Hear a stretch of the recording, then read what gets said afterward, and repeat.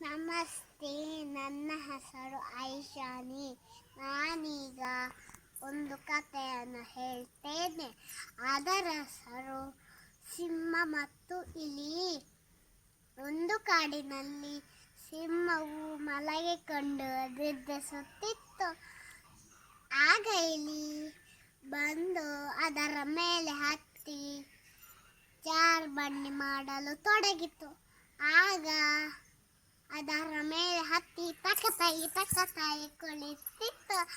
ಆಗ ಸಿಂಹಕ್ಕೆ ಕೋಪ ಬಂದು ಅದನ್ನು ಗವಕ್ಕನೆ ಹಿಡಿದು ತಿನ್ನಲು ಪ್ರಯತ್ನಿಸಿತು. ಆಗ ಇಲಿ, ಅಯ್ಯೋ ನನ್ನನ್ನು ತಿನ್ನಬೇಡ ಎಂದು ಹೇಳಿತು. ಆಗ ಸಿಂಹ, ಇನ್ನು ಮುಂದೆ ಹೀಗೆ ಮಾಡಬೇಡ. ಆಗ ಸುಮಾರು ದಿವಸ ಕಳೆಯುವಾಗ ಸಿಂಹವು ಕಾಡಿನಲ್ಲೇ ಬರುವಾಗ ಬೇಟೆಗಾರನ ಬಲೆಯಲ್ಲಿ ಸಿಕ್ಕಿಕೊಂಡಿತು. ಆಗ ಗರ್ಜನೆ ಹೇಳಿತು.